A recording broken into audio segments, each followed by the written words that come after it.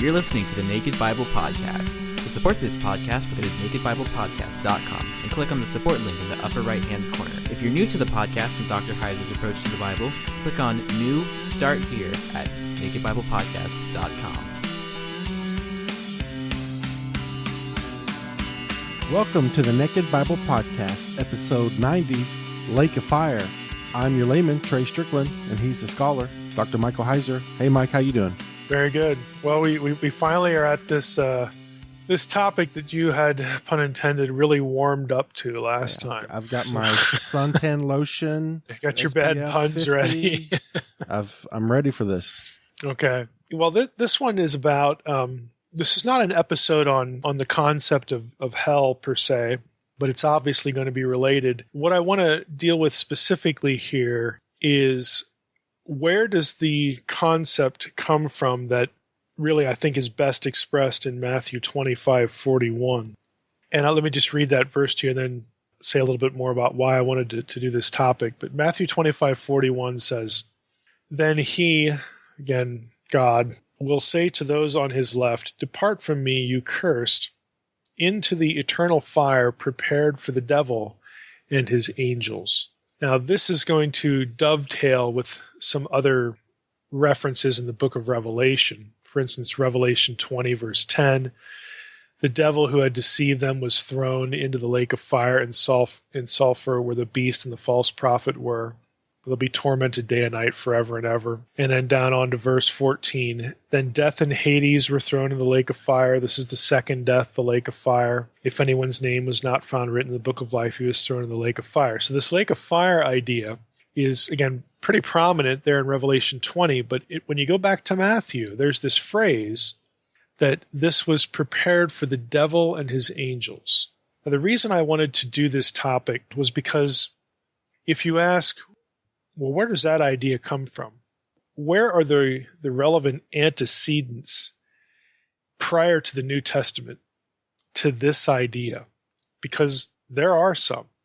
And what we're going to find is that this is a specific instance where an idea in the New Testament really can only sort of derive from, let me be fair here, derive from in specific terms. From the book of Enoch. Now, this is a good example where the book of Enoch, what the content of Enoch, I'm not saying that Matthew was quoting the book of Enoch. I mean, I think that says too much. But what I can say is that the idea that's floating around in Matthew's head, and of course many other Jews in the first century, certainly has deep precedent in the book of Enoch. So we have here an instance where the content of that book, even though it's not canonical, again, as I like to say, a book doesn't have to be canonical to be useful. But here we have a concept that very clearly goes back to Enoch. And I should tell people as we jump into this, one of the things I'm working on in terms of a book has to do with this. If we remember at the end of the episode, I can say a little bit more about that. But there are a number of these instances where the New Testament very clearly goes back conceptually, if not in terms of something more like a quotation, to the book of Enoch. New Testament writers were very familiar with this. It informs them.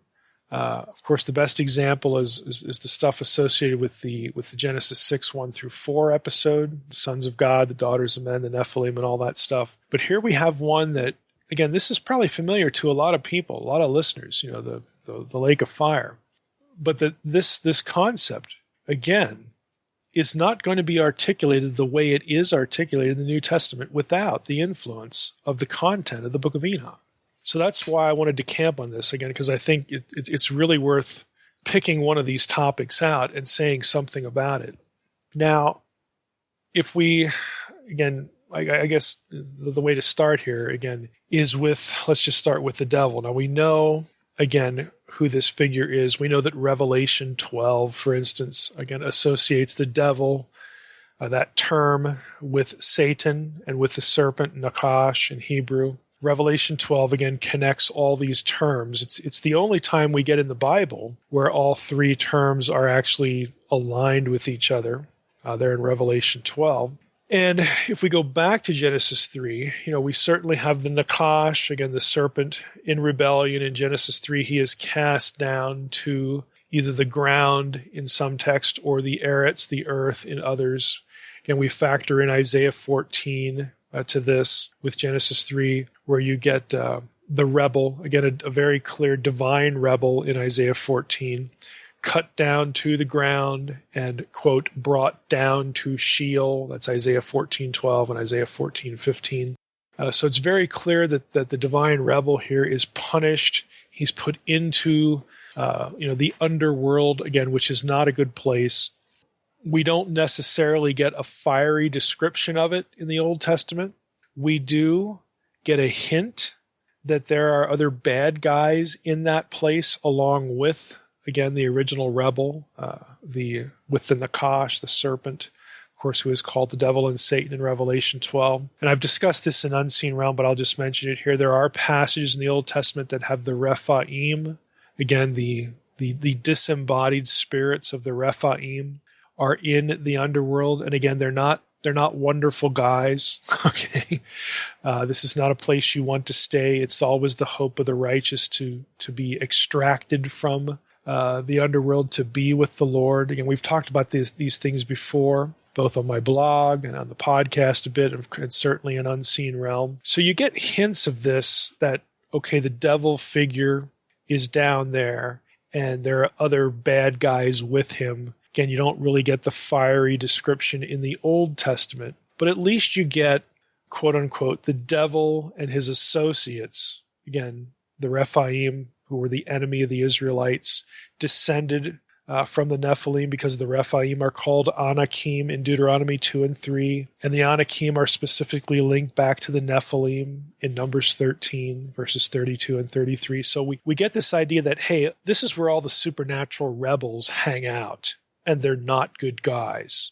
Okay, so we have the kernel of this idea in the Old Testament, but when it comes to the description that we would think of and that we actually get in Revelation 20 and in Matthew 25 about this is a fiery place, again, a fiery place of judgment, eternal fire. Okay, when we look at that description, that doesn't specifically come from the Old Testament.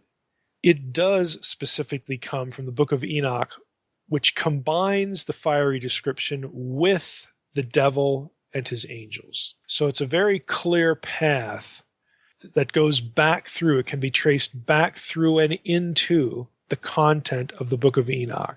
And so that's what I want to focus on today, without repeating content that's in Unseen Realm about the Nephilim and the Apkallu and the Rephaim and the Anakim and all that stuff. You can go read that, go get that on the blog. I want to focus here on, again, this specific place. So let's go to the book of Enoch, and I want to read you a few passages here. I'm going to read, I think I have 3 passages that I'll refer to, and then they're somewhat lengthy, and I want to comment on them as we go through, and then we'll go back to these passages that we opened up with in Matthew and in Revelation, and I think you'll be able to see very transparently, again, the correlation between the content of 1 Enoch and what's going on in these New Testament passages. So let's start in 1 Enoch 10. And 1 Enoch 10 is part of what scholars have labeled the story of the Watchers, the book of the Watchers, that sort of thing.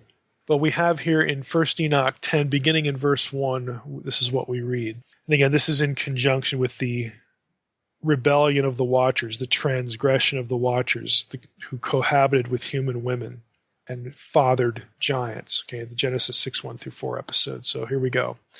Then spoke the Most High, the great and holy one, and he sent Asuriel to the son of Lamech, of course that's Noah, saying, tell him in my name, hide yourself, and reveal to him the end of what is coming. For the earth and everything will be destroyed, and the deluge is about to come upon all the earth, and all that is in it will be destroyed. And now instruct him in order that he may flee, and his seed will be preserved for all generations. And secondly, the Lord said to Raphael, bind Azazel hand and foot and throw him into the darkness. Now, Azazel, in this particular version of the Sin of the Watchers story, the Genesis 6:1-4 story, Azazel is the leader again, of the bad guys, the leader of the Watchers, who initiated this horrible transgression. Bind Azazel hand and foot and throw him into the darkness. And he made a hole in the desert, which was in Duda-el, and cast him there. He threw on top of him rugged and sharp rocks, and he covered his face in order that he may not see light. So Azazel's getting buried pretty deep here. And continuing in Enoch, in order that he may be sent into the fire on the great day of judgment. Verse 7. And that it might give life to the earth, which the angels have corrupted. And he will proclaim life for the earth, that he is giving life to her. So in other words, this is me talking now. This punishment of Azazel, burying him in the abyss, again, into the fire, is part of the remedy for correcting, again, healing the earth. So he will proclaim life for all the earth, and he is giving life to her. And continuing in the rest of verse 7, and all the children of the people will not perish through all the secrets of the angels, which they taught to their sons. And the whole earth has been corrupted by Azazel's teaching of his own actions, and write upon him all sin. And to Gabriel the Lord said, proceed against the bastards and reprobates, and against the children of adultery, and destroy the children of adultery, and expel the children of the Watchers from among the people, and send them against one another, so that they may be destroyed in the fight. For length of days they have not. They will beg you for everything, for their fathers on behalf of themselves, because they hope to live an eternal life. They hope that each one of them will live a period of 500 years. And to Michael, God said, make known to Shemyaza and the others who are with him, who fornicated with the women, that they will die together with them in all their defilement.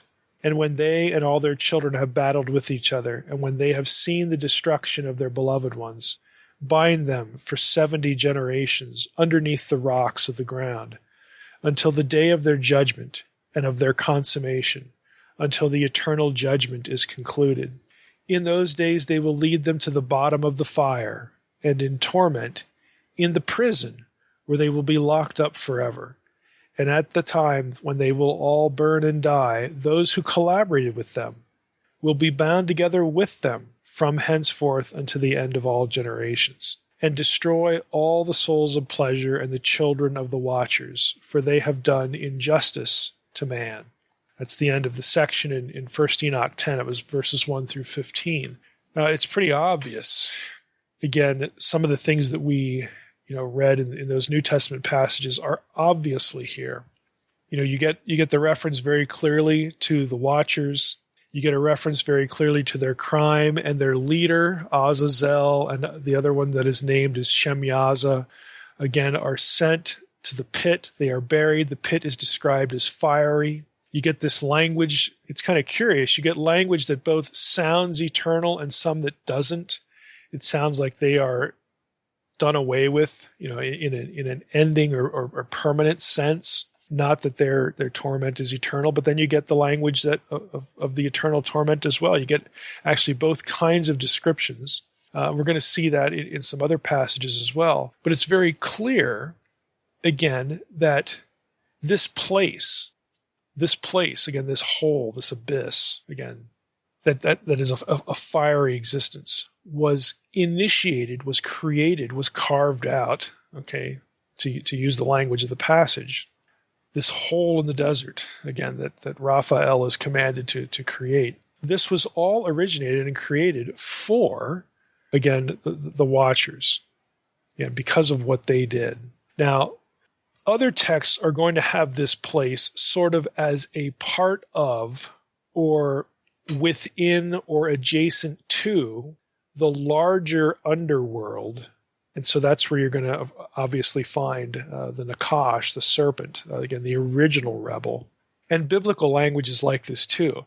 Well, is the hell abyss, are Hades and hell synonyms, are Sheol and the abyss synonyms?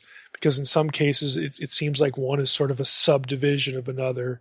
Like one's the apartment complex, the other one is an individual, apartment. I mean, you get this language, and I've talked before about, how all of this language of place, again, is designed, well, let me put it this way. It's necessary because of how we have to talk about place. It's actually designating, again, the afterlife, an afterlife existence or non-existence, again, depending on how you parse certain terms. There is no latitude and longitude to hell. There is no latitude and longitude for heaven. Ultimately, when you get the new heaven and the new earth, okay, when the new heaven, the new earth is basically the new heaven because heaven comes back to earth in Eden. Well, then you can sort of talk about geography there because the globe is now an eternal, entirely Eden. But prior to that, again, we're forced to use the language of place because we're embodied. We can't really talk about the afterlife in any other way. It has to be a place. And in their thinking, again, because of the concept of cosmic geography that we see in the Old Testament, where the presence of Yahweh is on earth, well, that's the good place. That's Yahweh's dominion. That's his turf. And everything outside, in the book of Leviticus, we got into this a lot when it came to sacred space and non-sacred space. The idea was that where the presence of God is, if you're not there, then by definition, you're in the presence of some other God, some part of the spiritual world that has now come to earth and is hostile to us and hostile to the God of Israel. So again, you have this cosmic geographical linkage, cosmic geographical idea going on with respect to earthly geography. But it's really designed to telegraph, again, a larger presence or a larger idea, the presence of God versus the non-presence of God. And it's the same thing here when you get into afterlife talk. Where the presence of God is, where God is, there is life, and there's eternal life. This is why we want to be with the Lord. This is why eternal life is always described as being with the Lord, being in the presence of the Lord, being in God's house, okay, being, in heaven where God lives. Again, the larger ideas, because you can't plot latitude and longitude on this, the larger idea is if you are with the Lord, you will live forever because he has eternal life and he shares it with you. By definition, if you're not with the Lord, okay, you will not live forever. You are the polar opposite. Is that an eternal death? Is that annihilation, which is also eternal? Again, there are passages in the New Testament that can go either way. And again, this isn't a specific episode on that issue, but the idea is always the same. To be absent from the Lord's presence, okay, in an afterlife sense, is to not have life. By definition, you are dead. You are non-existent in relationship to the life that God has. And all of that, though, gets tied in with what happens in Genesis 6. And Enoch is very plain with that. Let's read another passage. 1 Enoch 21. We read in verse 1, starting in verse 1, we'll read the first 10 verses. I came to an empty place. This is the section where Enoch is sort of doing these cosmic travels, this cosmic journey in the book. He says, I came to an empty place, and I saw there neither a heaven above nor an earth below, but a chaotic and terrible place. And there I saw 7 stars of heaven bound together on it, or in it, you could translate that either way, like great mountains, and burning with fire. At that moment I said, for which sin are they bound? I'm going to stop here. The stars of heaven, again, this is a way that angelic or divine beings are described, just like in Job 38, sons of God, stars of God. You get this in Enoch as well. And again, we've talked about astral language for divine beings before on the podcast, so that should be familiar. But here Enoch sees 7 of these guys, 7 of these stars of heaven, which turns out are actually divine beings. They're bound together in this terrible, chaotic place. And he says, at that moment I said, for which sin are they bound? And for what reason are they cast in here? Then one of the holy angels, Uriel, who was with me, guiding me, spoke to me and said to me, Enoch, for what reason are you asking? And for what reason do you question and exhibit eagerness? Why do you want to know? These are among the stars of heaven, which have transgressed the commandments of the Lord and are bound in this place until the completion of 10 myriads of years, according to the number of their sins. I then proceeded from that area to another place, Enoch continues, which is even more terrible, and saw a terrible thing, a great fire that was burning and flaming. The place had a cleavage that extended to the last sea, pouring out great pillars of fire, Neither its extent nor its magnitude could I see, nor was I able to estimate. At that moment, what a terrible opening is this place, and a pain to look at. Then Uriel, one of the holy angels who was with me, responded and said to me, Enoch, why are you afraid like this? I answered and said, I am frightened because of this terrible place and the spectacle of this painful thing. And he said unto me, this place is the prison house of the angels. They are detained here forever, or in Greek, unto the age. And that's the end of the section, 1 through 10. Now again, this is even more clear than the previous passage. Very specifically, we've got here a fiery place that is here for the angels who are bound because they have, committed, various transgressions we know from the previous passage, specifically, again, the Genesis 6 incident. But look at the language here. This is the prison house. Okay, this is the prison of the angels. They're bound together. Okay, if this sounds suspiciously like 2 Peter chapter 2 and Jude, right around verse 6, again, it's not a coincidence, because this is what is floating around in their head that informs those two New Testament writers as they write what they write. I mean, 2 Peter 2:4, again, refers to, let's just go back and look at it. 2 Peter 2:4, for if God did not spare the angels when they sinned, but cast them into hell. Of course, the Greek it's a verb for Tartarus, tartarao, cast them into Tartarus, and committed them to chains of gloomy darkness to be kept until the judgment. If God didn't spare the angels, he's not going to spare these false teachers. It's very clearly hearkening back, not to the Old Testament, because there is no passage in the Old Testament, even when you get references to Sheol with the Rephaim there, and the Nakash, the serpent, the devil there. Even when you get afterlife depictions of the bad place with the bad guys in there, you don't get the fire, the awesome fiery destruction, and you don't get this language of being bound, of being in prison, being in torment. That language that shows up crystal clear in the New Testament comes from Enoch. Okay, it comes right from these passages that we're reading. Again, so we can see how it informs, again, what's going on. But have you ever thought about, when you're reading the book of Revelation or when you're reading Matthew 25, that you get this reference to the hellfire prepared for the devil and his angels? Chances are, if you're, again, a modern Christian, you never read that and think of 2 Peter 2:4. You never read that and really think of anything, because you have not been taught, you have not been exposed to the fact that this language does come from somewhere and actually would make sense to New Testament readers, because they are familiar with this material. They know that, okay, the false teachers are going to end up exactly where the watchers are. If we do not embrace the gospel, if we reject Christ, that's where we're going to be. We're going to be with them. Okay, we're going to have the same fate as them. And this place, again, was originally prepared for, there is a realm of the dead.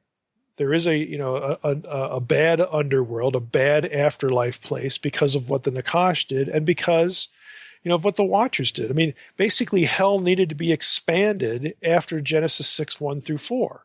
Or that's the time we need to build the special compartment, the special place, this abyss thing that's even, worse than the normal hell. Let's look at what we just read in 1 Enoch 21. Enoch does see a place, this fiery place. He sees a great, chaotic, and terrible place. The 7 stars of heaven bound together in it like great mountains burning with fire.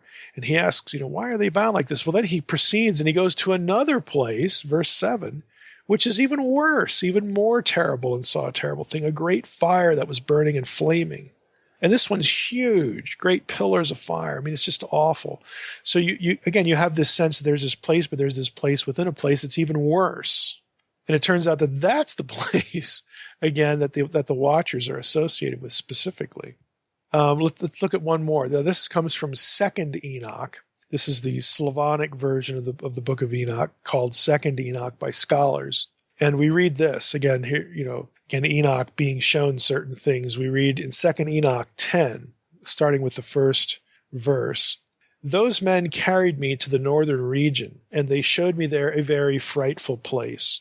And all kinds of torture and torment are in that place, cruel darkness and lightless gloom. And there is no light there, and a black fire blazes up perpetually with a river of fire that comes out over the whole place. Fire here, freezing ice there. Now we get even ice thrown into it. And it dries up and it freezes. A very cruel place of detention and dark and merciless angels, carrying instruments of atrocities, torturing without pity. Verse 4, and I said, Whoa, how very frightful this place is. And those men said to me, This place, Enoch, has been prepared for those who do not glorify God, who practice on earth the sin which is against nature. Then, they start listing out sins like witchcraft and the manner of Sodom, enchantments, divinations, trafficking with demons, stealing, lying, insulting, coveting, a whole bunch of things, fornication, murder, and who steal the souls of men secretly, seizing the poor by their throat, taking away their possessions, basically all this horrible stuff that people do. Again, if you don't have, like we talked about last week on the podcast about this record that God has, if the record of your sin stands, and if it has not been covered by the gospel, then these things, your sins, are the basis of why you wind up divorced, estranged from God in this place. And here we get sort of a kind of a grocery list of all this in 2 Enoch. Verse 6, again, who's here? Those who do not acknowledge their Creator, but bow down to idols which have no souls. They can neither see nor hear. They are vain gods. They construct images and bow down to vile things made by hands. For all these, this place has been prepared as an eternal reward. Again, so this gives you a bit more of a description. The reason I wanted to mention this is because that among this list are all of the specific elements of the things that the Watchers taught to people, according again to the book of First Enoch, the Aramaic and Greek version, what we call First Enoch, and this is the Slavonic version, Second Enoch. All these, among these things that are listed here are the sins of the Watchers. So I wanted to throw this in because, again, the basis of the condemnation is not only, as we read in the previous passage, 1 Enoch 21, it's not only the fact that the Watchers sinned and taught humanity certain things that God didn't want them to teach humanity, certain things that corrupted them and corrupted the whole earth. Again, that's why the Watchers are there. But the people who trafficked in these things and were corrupted by them and gloried in them and practiced them and imitated them and passed them on and transmitted them and amplified the wickedness. Again, that's why this list is there. And so, again, it links humanity. It links human beings, again, who still have these things on their account because, again, every human sins. And the solution for that, of course, is the gospel and the cross in the New Testament. And it's fair to say some of the pseudepigrapha, because some of it has Christian elements in it too, even to the point of messianic talk, Christology talk. But it links all of that. It links the ubiquitous iniquity of humanity back to the Watchers. And so everybody, the people who engage in these things and those who brought these things to earth and spread them among men, all of them deserve the same destiny. So you take these three passages sort of in tandem, and you have an afterlife idea. Okay, you have this place that's bad, the realm of the dead. This is where the dead go. I didn't read it to you, but in 1 Enoch 22, after Enoch sees the terrible abyss within the not so terrible but really awful fiery place, the next chapter deals with something called the mountain of the dead. Again, this is where the dead gather. This is the realm of the dead. And you have, again, the Lord of the dead there, who is Satan, the devil. You have all of these things. They're all part of the same complex of ideas, and they're condensed into some of these passages we read when we started our episode. This whole thing about hellfire being created for, quote, the devil and his angels, and ultimately humans who are unredeemed and who do not have their sin, taken care of by the gospel. They wind up in the same place, but that place exists because of divine rebellion. It exists because of the devil. It exists because of the Nakash, what he did, and it exists because of what the Watchers did. So this language, again, has very clear antecedents, very clear reference points back into this literature that few Christians are ever exposed to. And frankly, let's be honest, in most churches you would be discouraged, again, from reading books like Enoch. But these books informed the New Testament writers, and specifically when it comes to something like this doctrine, again, if we want to call it a doctrine, this doctrine of hellfire and the godless afterlife has very clear precedents. And so, what I wanted to do here, again, was show a very clear example of how Enochian material takes a little bit from the Old Testament. Again, the divine rebellions, Genesis 3, Genesis 6, 1 through 4, and the reference to the Rephaim being in Sheol and all that. Enoch, of course, expands a lot of that, but that is the material that New Testament writers have also read. The New Testament writers are familiar with their Old Testament, and they're familiar with this stuff too. And it helps them in certain passages like 2 Peter 2:4 and Jude 6, where we have the angels that sinned. There is no other candidate, for an angelic sin other than Genesis 6:1 through 4.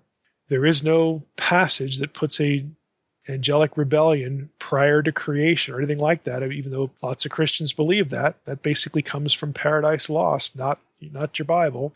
There is only one candidate, and it goes back to Genesis 6:1 through 4. And so that and the whole concept of what this place, again, the awful place, the awful afterlife place is like, comes from this material. And so it would be a good idea, again, if we're familiar with this, so that we can understand, again, what's going into all this thinking. It's why, to expand a little bit more, it's why 2 Peter and Jude, again, not coincidentally, same two books, 2 Peter and Jude, and even a little bit of 1 Peter, so the same writers. It's why they also compare false teachers to the angels that sin. Because the angels, through their teaching, corrupted humanity. And so for Peter and Jude, what false teachers in their own day are doing is a mimicking of what the Watchers did.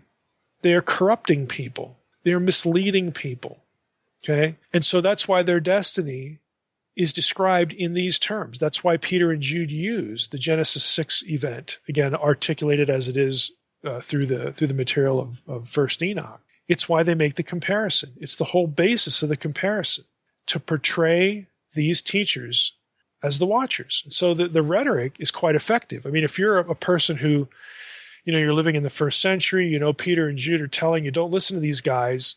When Peter and Jude come along and say, hey, if you want to align yourself with the Watchers, because that's essentially what these guys are, they're just like the Watchers, then you're going to wind up where they did. I mean, it's really, again, some scary theological rhetoric, but it comes from, again, a little bit in the Old Testament, but also these books in between. The book of First Enoch. So I think it's a good example to get us into some of this material, because it does help, again, inform our thinking, helps us to read some of these passages a little bit better and see, again, a little bit more of what the writers were thinking when they struck these analogies and when they drew on this imagery.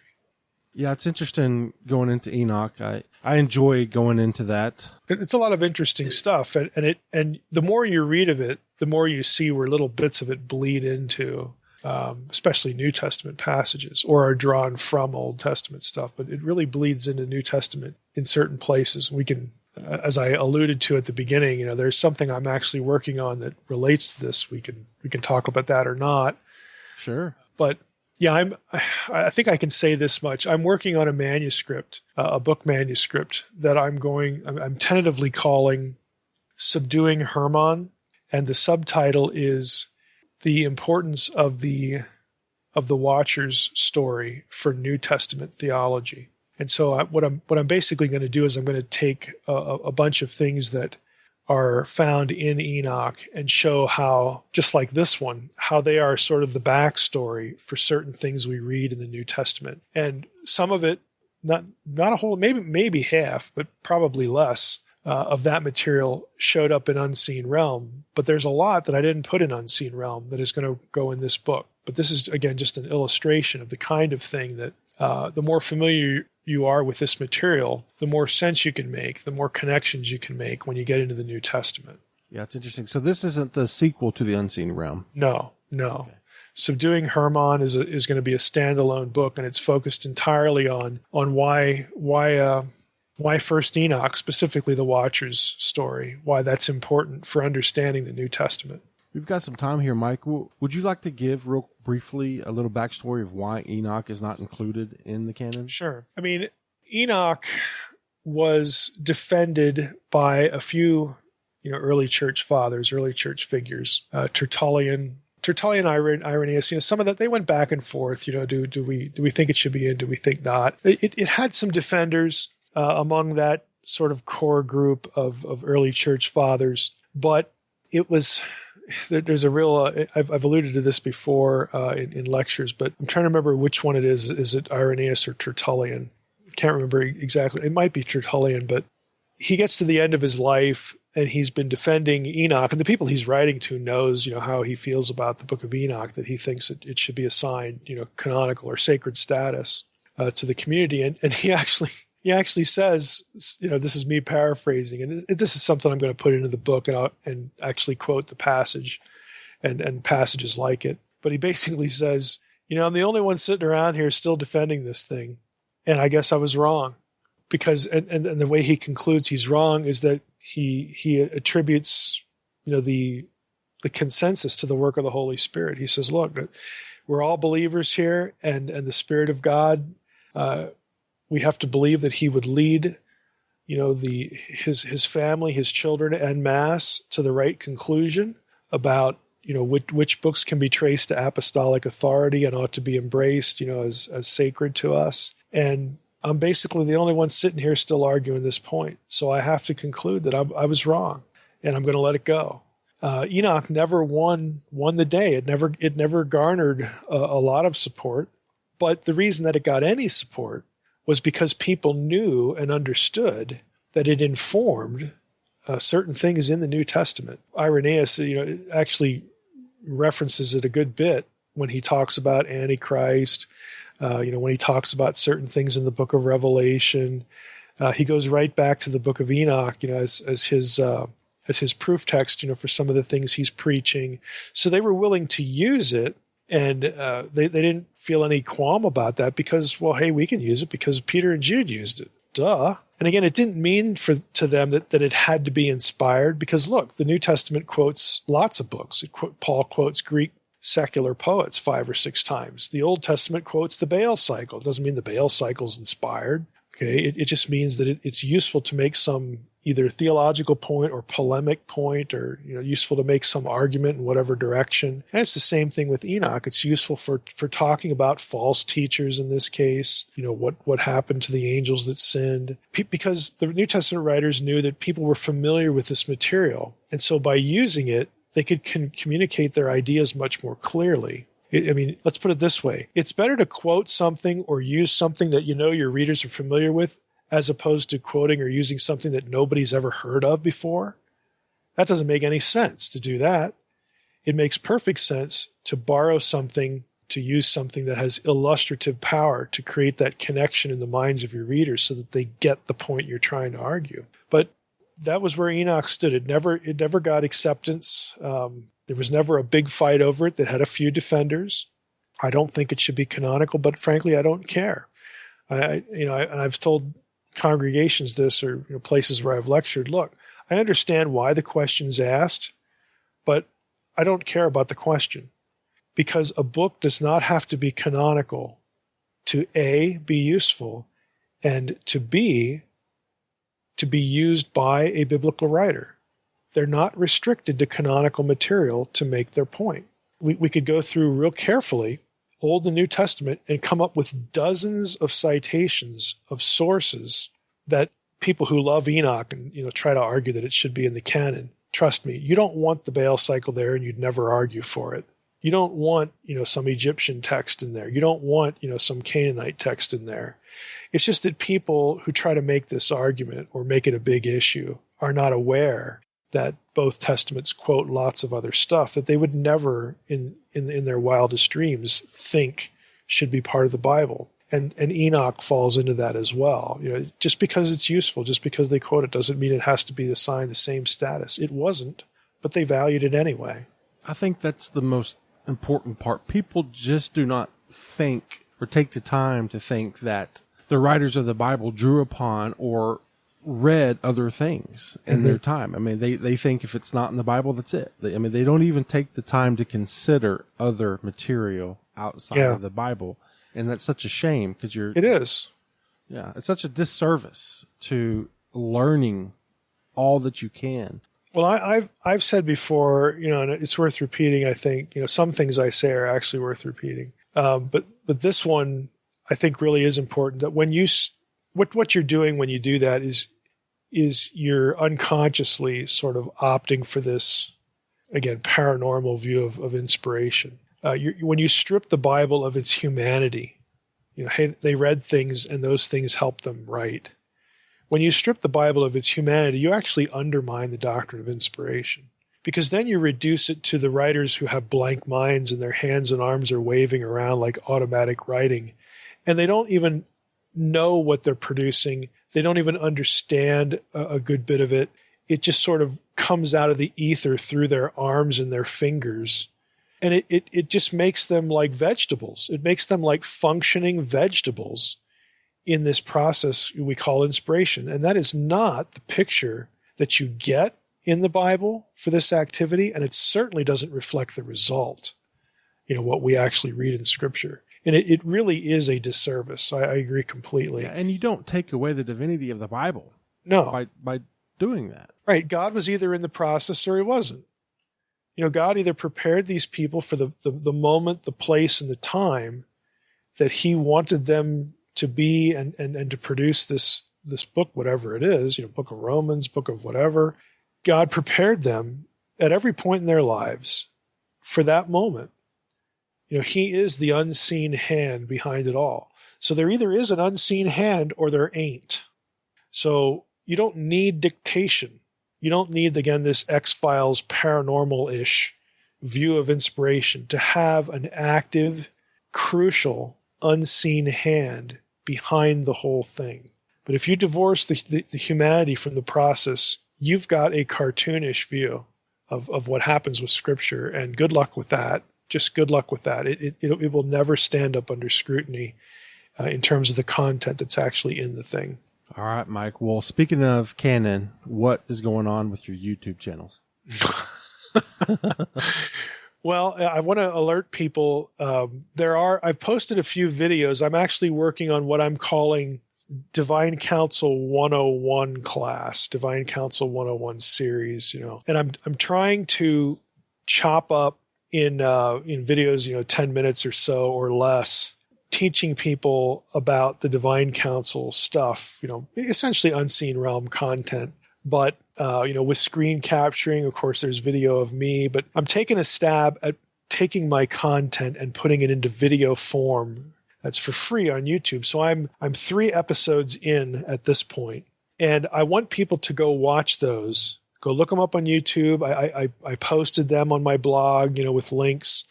I want people to watch them and get a glimpse. I mean, granted, it's just me. Okay, I don't really know what I'm doing, but it's better than what I was doing a year ago. But I want people to watch that and sort of get a little bit of a vision for, okay, if Mike's nonprofit can actually take off, if Mike really had time and resources to hire someone more competent than himself to produce things like this, I could produce a truckload of material, not just written, but also in video.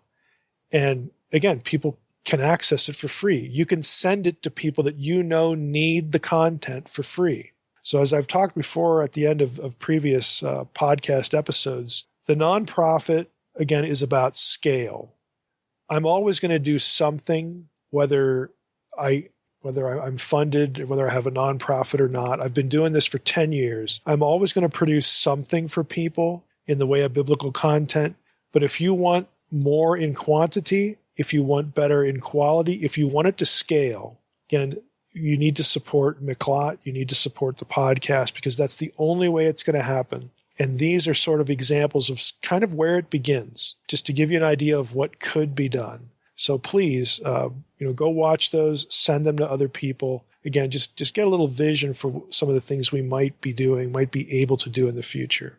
And also, speaking of scaling McLott, we've got a Fern and Audrey update, and I alluded to it last podcast, but I think there's some exciting opportunity here, Mike. Yeah, the Fern and Audrey episode, I think it's episode 68, has really, again, it's our most listened to episode. It's drawn a lot of response from people who need their help. If you're not familiar with what I'm talking about, like who are they and what do they do, go listen to the episode. And again, there will be links on my website to that. And also, of course, just go to nakedbiblepodcast.com and look up the episode 68. But a lot of people out there need their help. Their schedule is anywhere from full to crossing into overwhelmed. But the real problem is that a lot of people need financial help to get to them. And once they're there, Fern and Audrey have to put them up. They do this full time. This is their income as people are able to pay them for service. So what we have endeavored to do here is to create another crowdsourcing campaign, a GoFundMe campaign, that sort of thing, to raise money not for the operation of the podcast and of McLott proper, but this is the kind of thing, other than delivering content, that we want McLott to be able to do. We want to be able to assist people financially who need something like what Fern and Audrey do. People in trauma, for any number of reasons, they have a backlog of people who need to go visit them and can't afford to do it. And so we're going to try, again, to raise the money. It's going to come in incrementally, and it will be given out incrementally to get people to them for the help they need. So again, please support the effort, support the campaign to raise money for that, and again, support the podcast as well. But every once in a while, we're going to have these sort of special projects. And if you're familiar with my novels, where the name of the nonprofit comes from, McLott, this is actually in the novel story. There's a character in there, Fern, of course, who does this kind of thing, and it's real. I mean, people need this help. People can get help, but a lot of people are without the resources to do so. So we would ask you to contribute to that so that people can get to them and move on with their life, get some resolution, get some healing. Yeah, I'm excited to be able to help people who I can't imagine there's not too many outlets for help. And no, there isn't. Is probably two of the most experienced people able to help people in these extreme situations, and McLott's in a position to help these people with our listeners and everybody out there. So I'm personally really excited to be able to help people in this type of need who otherwise probably wouldn't get help. Yeah, and that's a good point. I mean, we have an audience. I mean, you and I have the podcast. There's the website. People know who I am because I've been online for a long time. Fern and Audrey are essentially underground. I mean, they don't release their personal information. They don't have a website. They don't have, a Facebook thing for fairly obvious reasons. Again, if you go listen to the episode, you'll figure that out pretty quickly. But we do have the audience here, and so we are in the position to try to get them resources so that they can get it to the people, who need it, and can bring them to their location, and they don't have to worry. Their clients, the people who need the help, don't have to worry about the expense.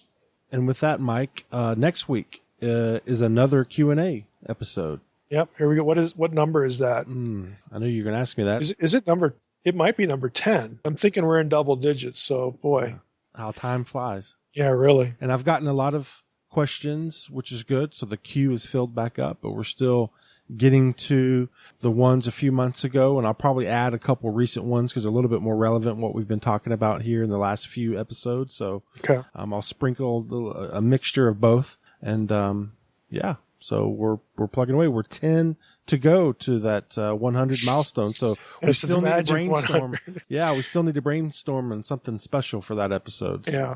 Well, if this was a video podcast, I'd just bring my pug on. That would be special. I need something a little nobody's bit more going to be able to see your pug, Mike. Yeah. Something a little bit more exciting. Well, you haven't met my pug. Okay. True. So. Okay. All right, Mike. Was there anything else you'd like to add? No, I think we're done. Okay. Well, just want to thank everybody for listening to the Naked Bible Podcast. God bless. Thanks for listening to the Naked Bible Podcast. To support this podcast, visit www.nakedbibleblog.com. To learn more about Dr. Heiser's other websites and blogs, go to www.drmsh.com.